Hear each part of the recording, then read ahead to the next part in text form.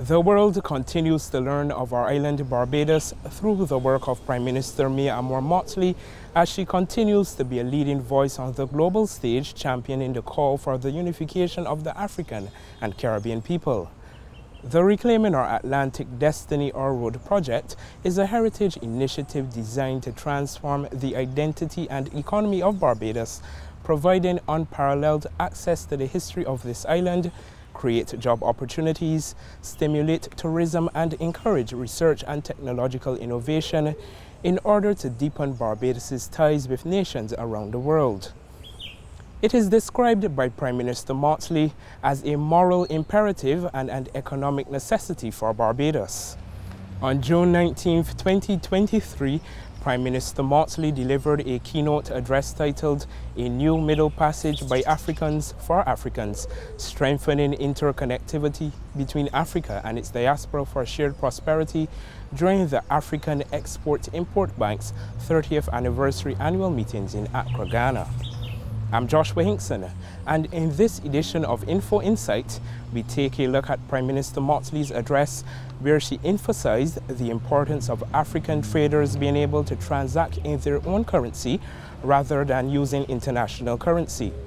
The Prime Minister also expressed confidence in the institutional capacity provided by the Afreximbank to bring about transformative change and foster interregional trade, not only within the Caribbean community, but also across the Atlantic.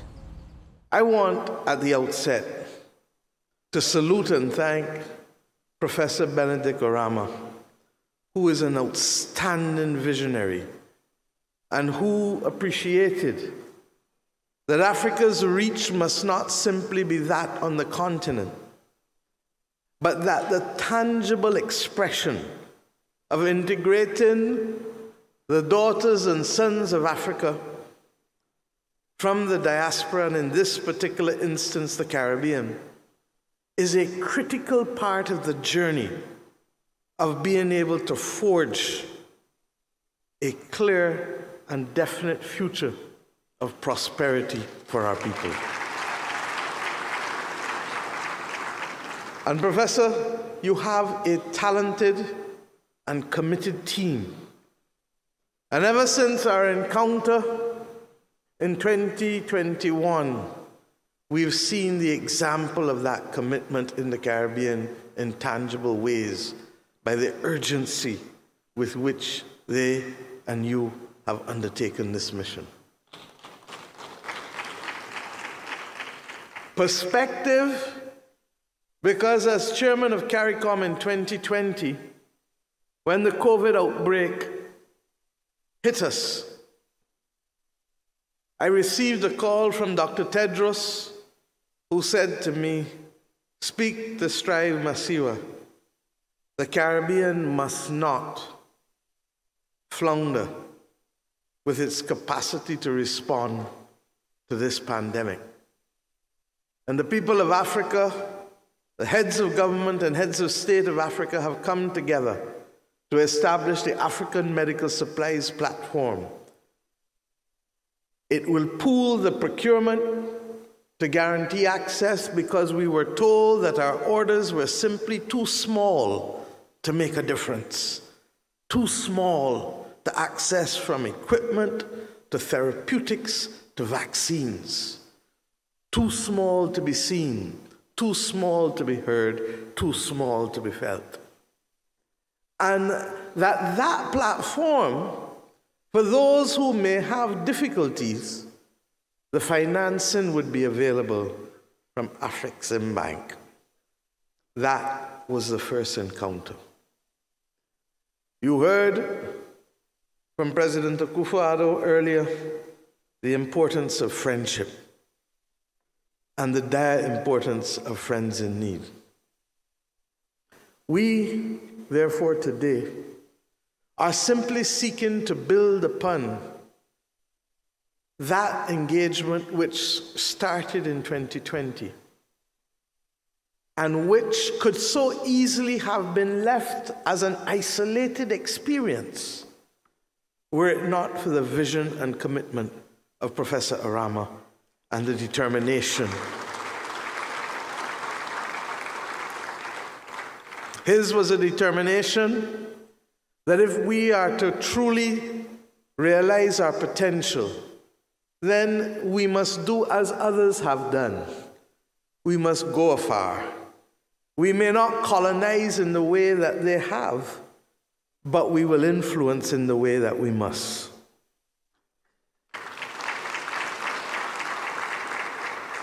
And we will influence because we understand that we still regrettably fight the battles to remove an imperial shadow over the modern transactions and engagements of the 21st century.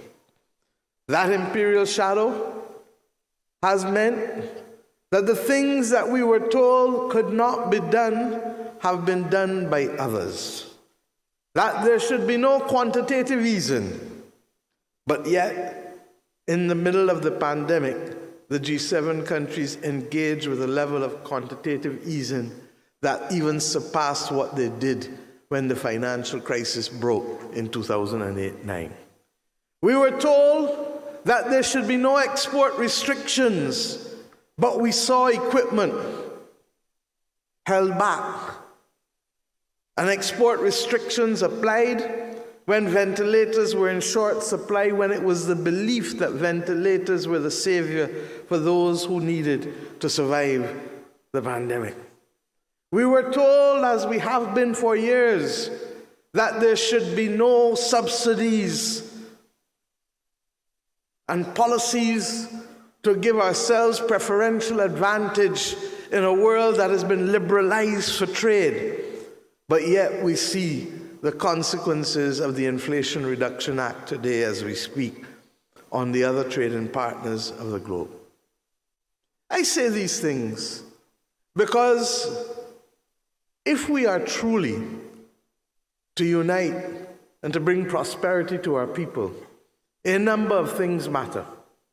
One, we must come together first and foremost to create the environment within which our governments and our people can most be successful.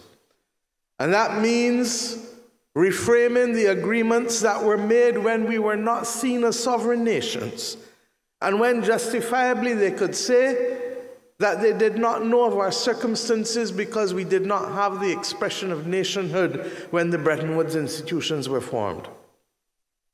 Similarly, we can say to them now that almost 8 decades later, there is no excuse for not seeing us, hearing us, or feeling us. And there is no excuse for others being proxies for our voices in circumstances where we do not have a seat at the table.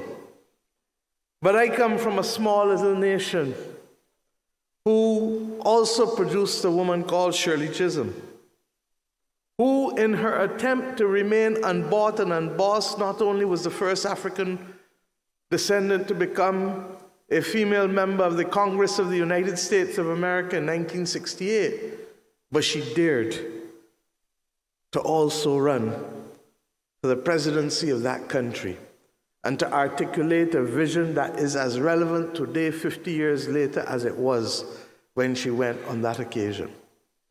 And she told us that if there is no seat at the table, bring your own chair.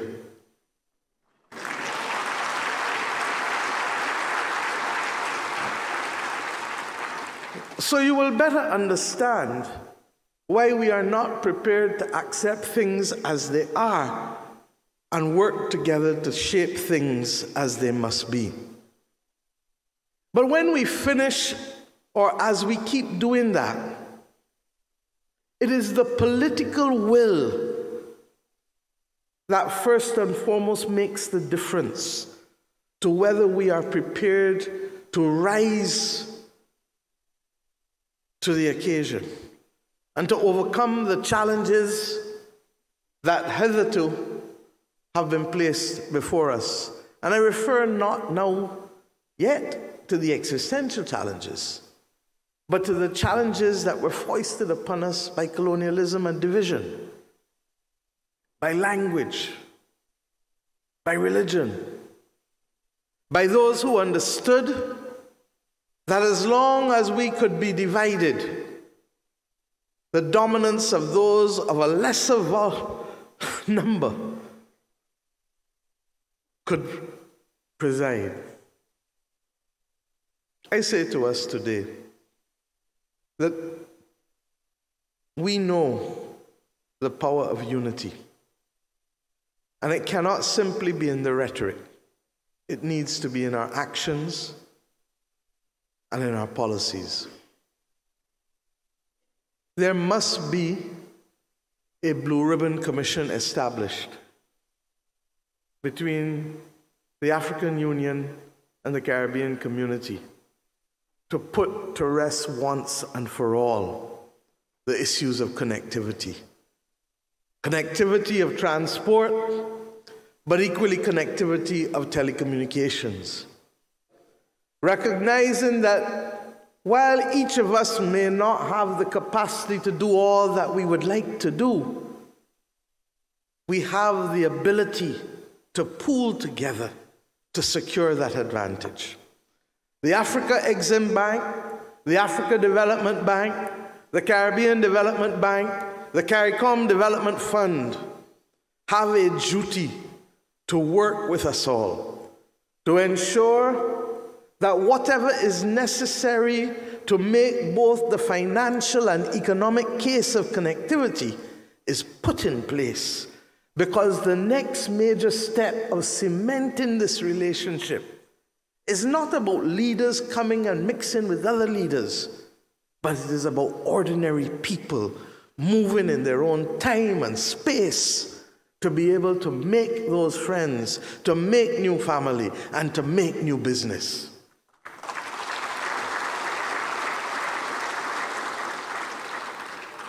When that happens, we will not even know the bounty that shall be created, because there is an organic nature in which the creativity and the abundance of our people shall allow for things to happen and to be created that we can't even contemplate today.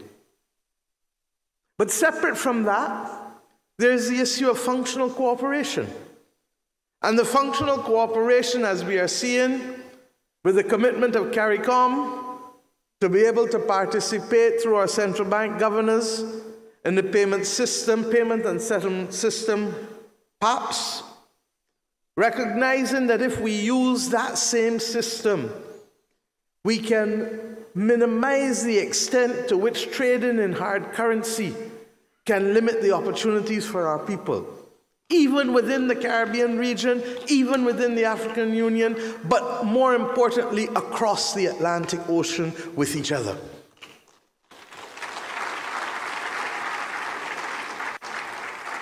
The functional cooperation, however, must go beyond that. And it must now also, as it did in the area of the African Medical Supplies Platform, continue where pooled procurement is critical, both to access difficult provisions or equipment, where our orders, as I said, are simply too small, and to guarantee better pricing that we cannot do as market takers and not as market shapers. That pooled procurement, particularly in a world bedeviled by a climate crisis, relates to the extent to which we can make the investments in a few critical areas. Yes, one is pharmaceuticals. There is need for pooled procurement in pharmaceuticals, but there is also need for manufacturing of pharmaceuticals in the global south, as Rwanda has shown so brilliantly here on the continent with the establishment of its partnership with BioNTech, and other African countries are about to follow. In our own region, Barbados and Guyana have also indicated that we will work together with Rwanda and the WHO and other partners in the European Investment Bank and the European Union for both technology transfer, for the provision of the regulatory framework being adopted, and for ultimately the access to have the capital. But what matters for this to happen is for us to be able to have the pooled procurement. We spoke earlier, I think Professor Orama was the one who showed us the possibilities of what can happen when Zambia makes electric vehicle batteries, or when other countries are involved in medical devices. We have, through functional cooperation, to determine what are the centers of excellence in terms of industrial production that can bind us together as a Caribbean and African people. Similarly, my dear brother, Prime Minister of Bahamas and Chairman of CARICOM, has spoken eloquently about the possibilities of services. What we can bring to the table and what you can bring to the table in terms of tourism services. Like Bahamas, Barbados has in excess of a century's experience in the business of tourism. By the same token, in the area of educational and medical services, we have been able to excel such that we have been able to provide for our people a quality of life for the most part that is among the envy of the world as a developing nation. It is not rocket science. It is not impossible. And in the same way we had citizens come here 70 years ago to teach, there must be ways in which there can be greater collaboration with respect to education and with respect to medical services, as we are seeking to do with the Afreximbank with financial services. Bahamas has been an exemplar, like Barbados, like Jamaica, like St. Vincent and the Grenadines, like St. Lucia, like Grenada, Antigua, St. Kitts and Nevis. All of us know what it is to earn our living through being hospitable and providing opportunities for others to visit. We have among global tourism the highest repeat visitor rate. It is not impossible, therefore, for us to have a more structured approach, not just to land-based tourism, but to cruise tourism. Africa and the Gulf states have the lowest penetration with respect to cruise tourism globally. And I hope that through our cooperation with Afreximbank, we can see individual projects from the St. Vincent and the Grenadines, which I call God's place on earth. When you go to the Grenadines and you see the beauty of the landscape, to other parts of the Caribbean, where, in the case of Barbados, we currently home port cruise ships and take people from the United Kingdom every week in the winter season to cruise the Caribbean. And when you ask those in Africa, why aren't we seeing more people? There is the problem of the transit visas in the North Atlantic countries. If we allow the denial of visas to our people in the North Atlantic countries to define how we can trade, then we truly deserve whatever comes to us. It is within our power to build those bridges, to stop our people from being the victims, deliberately or by accident, of the actions of others. In the area of services, the innovation continues. Many people in this room would never have heard of something called Archie, have you? Archie, as it then was the first internet search engine tool. And Archie was an innovation of a young Barbadian, Alan Emptage. You didn't know that? And he refused to patent his revolutionary technology to ensure that the modern technologies we use today could be done and could be built. He is now recognized for his creation. So that when we speak about Google, we need to know that long before Google, there was Archie. Now, there are some who might have said that he was foolish and he should have patented it and done what all the others did. But equally, long before Apple Pay, there was M-Pesa. And we begin to ask ourselves, how best can we work together to ensure that that innovation which we have seen, which is not gone, but still resides very much in the bosom of our people, how can it be nurtured and how can it be used in the interests of our people? I believe that the Afreximbank, along with the other financial institutions, have a role to play in that. But more often than not, we have so much distance to go in bridging the development deficit that we tend to focus only on those traditional areas rather than appreciating the importance of equal attention to unleashing the innovation of our ordinary people in Africa and the Caribbean. I believe, therefore, that we have a duty to have the cultural confidence that is necessary to believe in our people and to put the institutions there from which they can benefit. And this is where the romanticism that binds us together meets the rubber on the road with the practicality of the institutions necessary to integrate into a global economy. The Afreximbank, over its 30 years, has shown that it is not just a romantic ideal for Africans, but it has done the business of being able to bring together opportunities for people and companies, particularly when they are most needed. I look forward to the CARICOM Development Fund, who has just become a shareholder of the Afreximbank,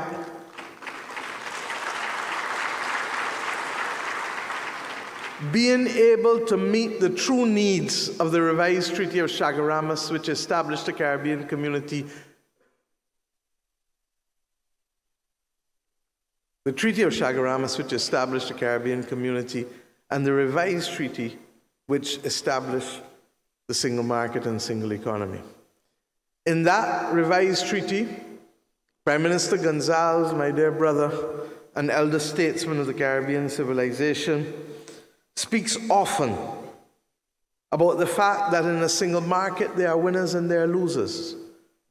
And one of the great geniuses of that arrangement we created was the fact that it recognizes that disadvantaged countries, disadvantaged sectors, and disadvantaged regions must not be forgotten. The CARICOM Development Fund, therefore, was the mechanism that was established to level the development that was necessary for all to benefit from our own free trade area in the Caribbean community. Its capacity to do so has been limited in the past by the contributions of small countries, its members. This opportunity, as a shareholder of the Afreximbank, excites us as to the possibilities of finding mechanisms to unlock the significant savings base of the Caribbean community, such that we can put financial instruments that are innovative to allow our own people to help finance our own development rather than simply waiting for others to bring money to help us. I am not sure that others will appreciate the significance of this moment. But while we fight among ourselves to raise 200 million, we can seek to go after some of those savings. And if we just get 1% of what is available in our banking system, both through financial and non-financial deposits, that will be in excess of $1 billion. What is missing was the courage of an institution to work with us to unlock these savings. This is why this is an emotional moment for me and my colleagues today. We have come to Accra, Ghana, not because we have simply come home to celebrate the homeland, but we have come to Accra, Ghana, confident that the things we shall do here and the agreements we shall make here are part of a continuum that we have started in the last year with the Afreximbank to be able to see how truly we can make a defining difference to the lives of our people. These things will not happen by accident. And when we spoke of the first Caribbean Trade Investment Forum a year ago, others didn't believe that it would be possible.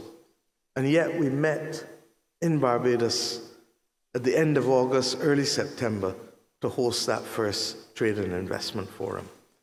I look forward to when we will meet later this year in Guyana to do the same, because it is the bridges that we are building that will create the opportunities that our people need. You know, when we saw the holograph, and we, especially for me, who was not born until 1965, could sit in a room with the father of the post-independence world of Africa and the Caribbean, and hear the voice and the words of Dr. Kwame Nkrumah, it was also a special moment. His commitment and his life's journey is a lesson for us all on this journey. That even those who were revered have the capacity to be distracted and taken down by those whose vision is too narrow and too limited. But that ultimately, the noble causes that we fight for will always rise because they are universal and they are perennial. I leave, therefore, this morning, this stage, confident that that which has brought us to Accra is a noble and veritable cause. It was expressed by Bob Marley in that great song, Africa Unite, as we're moving right out of Babylon and we're moving into the fatherland, or should I say, the motherland. My friends,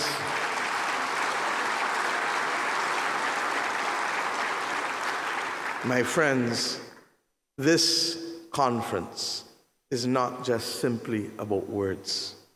The genius of this conference is that it has been about action.